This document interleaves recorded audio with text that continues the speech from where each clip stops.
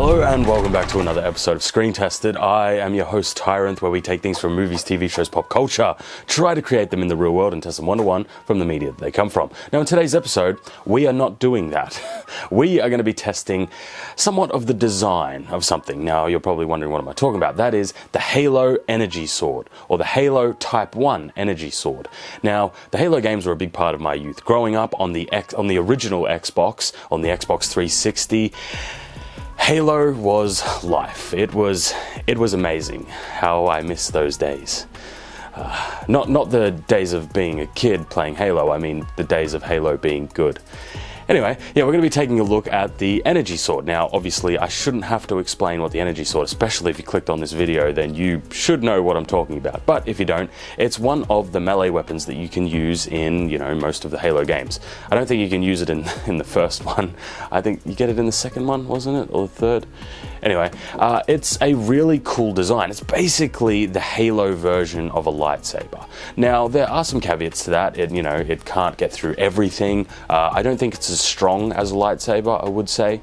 But it has an interesting design, style, and ideation to it. And this makes sense because obviously it's a Covenant weapon. It's an alien weapon, so it's designed for aliens. And that's what actually fascinates me about it, because as, Master Chief, you can use the Energy Sword. So how would it be for a human to use the Energy Sword? And would it be a good sword? That's basically what we're going to be talking about in today's episode. Is the Energy Sword a good sword? Let's get into it. Alright, let's talk about some caveats, because there are some big caveats with today's episode. First and foremost, this weapon is not made out of energy, as in I'm not going to be testing an energy weapon. I'm going to be testing a real steel weapon. So there is, like any sort of lore aspect we're not going to be addressing. We're just going to be looking specifically at how it functions as a design. So the design only. Now when it comes to like a historical version of this, we have things like punch daggers, right? However, there is a big difference here, and that is obviously it's a lot longer because it's a larger sword type weapon. But on top of that, it isn't a solid blade. It's technically speaking two separate blades on either side. It doesn't join in the middle, which I think will have an interesting effect when it comes to thrusting and or slashing, especially with a real steel version. Now, like I said, there is the caveat of it being an energy sword, so you can kind of wave those away. But I do think that there will be some foundational maybe issues or benefits, either way, that comes with the design itself. The build of the Halo Energy Sword is not a build. This is just a very, very quick modification. I originally thought that I was going to have to remove the handle completely and put a new one on. However, I was pleasantly surprised. It's a full single injection molded piece. I did give it some warp and some tension to see how strong it was, see if it would stay on, and to see if I was confident enough using it. Honestly, it seemed to be alright. So all I did was add a little reinforcement in the center of the blade, because like I said before, it is technically two separate blades, which I think will have a lot of flex and wobble, which could be dangerous. So I added a little reinforcement bit right in the center just to keep those two blades, at least down near the handle, nice and secure. But that's really all I did, nothing else. And with that very quick little modification out of the way, let's go cut some things.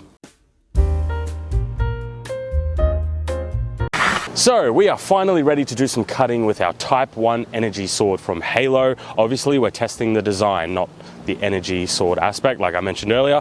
But before we get into it, I do want to make sure that this is very clear from the outset. This is not a proper weapon. This is basically stainless steel, which is a big no-no when it comes to swords and cutting. It's not heat-treated steel. This thing can break. This thing is dangerous, and especially because of the design.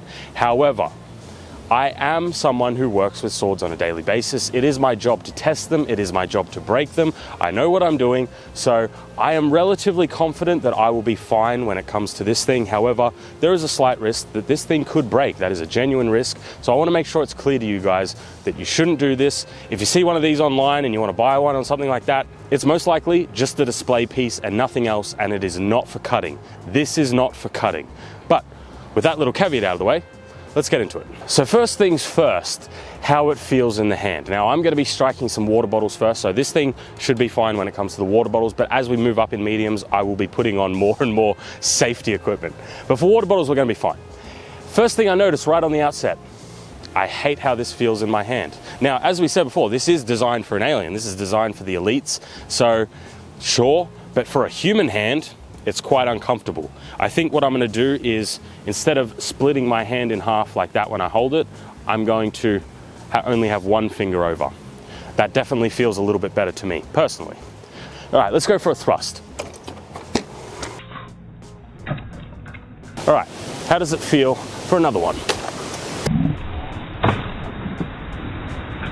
For thrusting, it felt pretty good. I liked it. I actually thought it would be worse than that, but it wasn't too bad at all. Let's try a slash now. Obviously, this is predominantly a thrusting weapon, but I'm just curious. We do have large edges here, which we should be able to get some good slashing with. Wow. Yeah. That's interesting.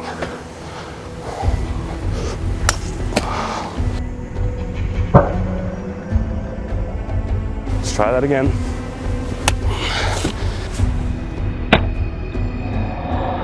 There we go, that one was a bit better. Interesting, interesting. Up here, even though it's sharp, oh, okay, I've got some stuff to talk about with this one. All right, let's do a little bit more, let's do some more.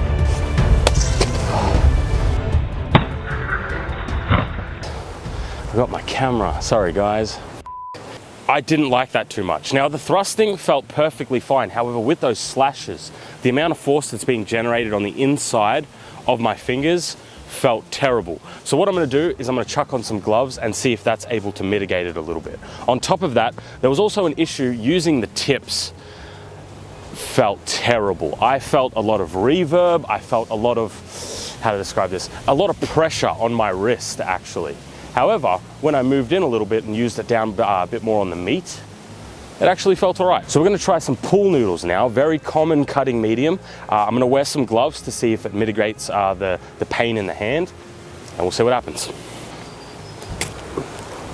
Okay. That's pretty good, actually. Has anybody seen the energy sword? Oh, Tony's got it. Oh, thanks for holding that for me, buddy. Oh, if you're enjoying today's episode, you should consider subscribing. I'd really appreciate it. Thanks, buddy.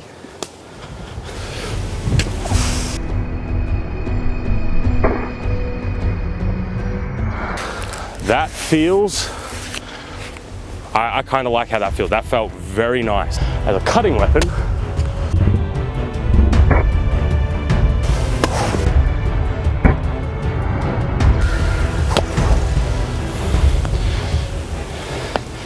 feel that flex. That's not good.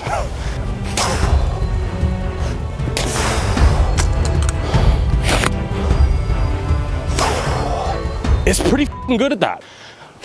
It's very interesting though, because it is kind of pulling the blades a little bit, and they do get a little bit wobbly, and there's not much structural integrity up here.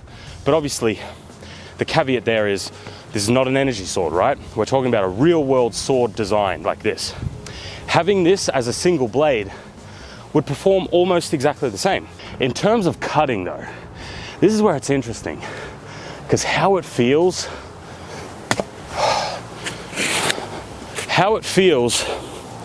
is heavy. This feels like a very hilt heavy weapon. We have a lot of material up here, but not a lot here. So when I'm trying to move it and get momentum, I feel like I'm not generating much force here. So when I move it in a little bit and I start hitting around this area, I can generate quite a bit of force. I am incredibly happy that I added this stabilization down to the base, because this thing will flop all over the place. Imagine if I didn't have that. Let's start hitting Tony and see what happens. Honestly, this is where I think the blades will bend or either break. I've got safety glasses on, my neck is protected from my gambeson, my arms, my hands, everything. So we should be all right here. Hopefully nothing happens, hopefully it just bends or whatever. But I am curious to see how this will perform against Tony with his leather armor. Let's Tony up, let's do it. I felt that go in. That's what she said.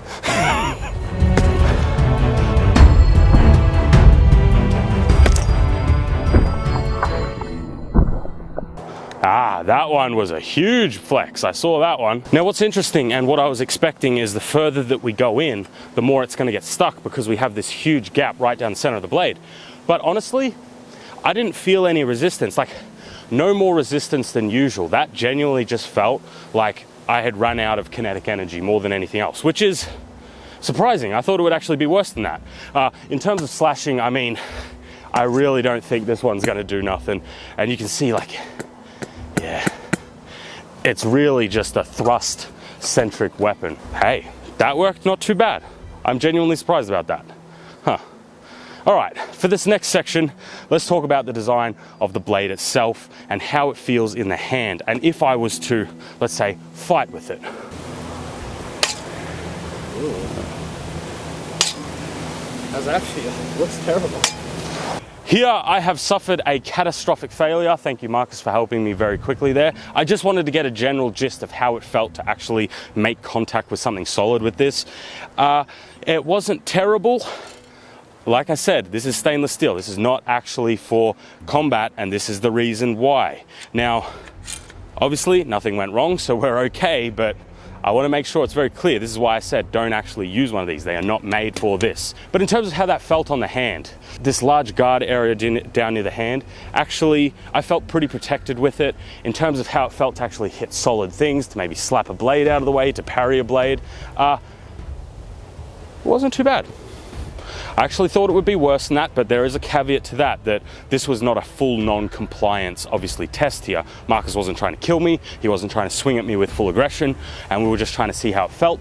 So there's a caveat, there's a little bit of leeway in there. But as a human with human hands, how you hold this handle is kind of terrible. It exerts pressures on the inside of the fingers, on areas you wouldn't really expect it. So that actually makes your grip worse. Not only does it make it worse, I think it makes it weaker. Then we come to the design itself. In terms of this design, I don't think it's too terrible. The only issue I have with it is kind of this. Can you see that? This digs into your hand if you use too much rotational force on your wrist. In terms of this gap right down the center that goes to your hands, I do think this is a flaw in the design. I don't think there's much helped here by having the blades be two separate blades, right? Having one on this side and one on this side. I think if this just came to meet in the center to a point, I don't think there would be too much of a detriment with the design with that. However, because they are separate blades, if we're talking about an energy sword or a real steel sword, it means that they can act independently. It means you have a gap where something could slide down straight onto the hand. I don't like how it digs into my thing there a little bit. In terms of how the grip feels, obviously it's made for an alien, so it's really not made for human hands. Not a fan of that.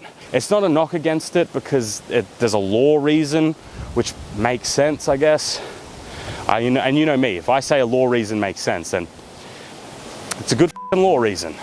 When it comes to using the weapon though, and I feel like this can be a little bit of a detriment either way, and then like even if it was an energy sword, and that is the weight concentrated down near the hand.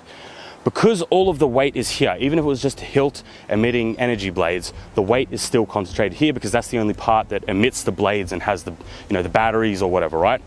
It means that it's quite difficult when you actually strike with something because you're not able to put as much force right on the tips. When it comes to thrusting, I don't think it's a big deal at all, specifically for slashing when I'm talking about that. But yeah, I think that pretty much sums up all of my preliminary thoughts on it. Is it a good design? I have a very milquetoast opinion on this. Usually, you know me, I don't give a f*** and I'll say whatever. I think for in-universe reasons, it's perfectly fine. For a human though, I think that it's not the best, it's not the worst. Would I use it? Would I pick it? Not really. Do I think a lightsaber's better? Yeah, kinda. But if I was in the Halo universe for an elite, yeah, it's pretty good actually. It's actually pretty good design for the type of weapon, for the type of enemy, for the type of... For in-universe reasons, it's pretty f***ing good. Let's get to Tyrant's initial thoughts score. Or TITS for short. Well, let's give it a little bit of a score. Now, I want to make this very, very clear.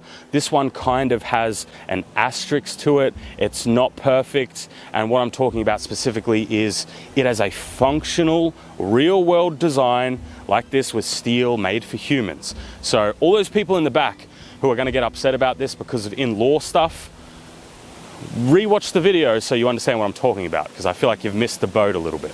All right, when it comes to the effectiveness, now this is one where it's really effective as a thrusting weapon, but it kind of sucks a little bit as a slashing weapon. So I'm not going to fault it for that because it seems like this is designed to be a thrusting weapon. So I'm going to give it something like around a 6. I think that's fair.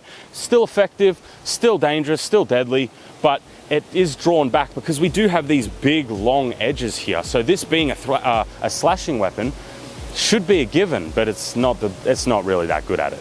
So I think a 6 is fine for that, especially for effectiveness. Next up, let's get to the comfort. The comfort, this is going to be no surprise to anybody, I don't think. It's like a 2 for comfort.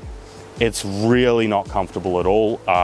No matter how I hold it, if I hold it like this, I start to lose power up on the top side of my hand. It's not made for human hands, so it's not very comfortable. That's fair. Next up, wieldability. It's wieldable. I mean, given the fact that, it's not made for a human, it's still reasonably being able to be used. You can use it, you can thrust with it, and it still works. So I'll give it like a 4. I don't think I can go any higher than that just because it's not very comfortable, but you can still wield it, you can still swing it around, sure. Then lastly and final, we come to the design. And this is the one where there's kind of the asterisk, right? Because this is not made out of energy and that is part of the design. That is fundamentally how it is in the game and stuff. But as a real world design, made out of steel, as a sword design, like we said at the start of the episode, ooh, I will give it a 7. Now that may sound a little bit surprising. You'll probably think it would be a little bit lower. However, the reason why I'm okay with giving this a 7 is because it still actually functions perfectly fine, and any of the design issues are lore issues, right? Like we said. But as a concept, the design, the concept design of it as a thrusting weapon and being able to use it to slash and things like that, it's not bad at all. Like, I feel like to turn this into a really, really functional weapon for a human, all I would do is fill in this gap and make this a little bit more pointy, fix the shaping of the handle so it contours to a human hand a little bit more, and maybe fix one of these so they don't hit the wrist. And that's all I would do. After that, it would be awesome. There'd be no problems with it. So I think that's a fair rating. And that gives us a final score of 19 out of 40, almost halfway, which is far more than I thought I would for like an alien weapon. We've got to remember that. I love Halo. Well, I love what Halo used to be so fucking much. And this is a weapon of my youth. That sounded a bit weird, but it's a weapon of my youth. I used to play with the energy sword in the game. I remember it was just so fun running around stabbing all these motherfuckers. And it's a cool design. This thing looks awesome. Like this on camera, this thing looks beautiful. I'm actually really digging it. In terms of how it held up, I'm actually surprised that also this one held up reasonably well, especially for being stainless steel. Like I said, this is not made for cutting things. This is not made for hitting things. Do not buy these with the intention of doing what I did with them today. It was stupid, but it's my job to be stupid. Thank you guys for watching. I genuinely hope you enjoyed. Remember to like and subscribe. Leave a comment down below if there's something you want to see done in future episodes. And remember, you can become a channel member down below and help support the channel. It helps me make this type of content. It helps me get these sorts of things to be able to test them.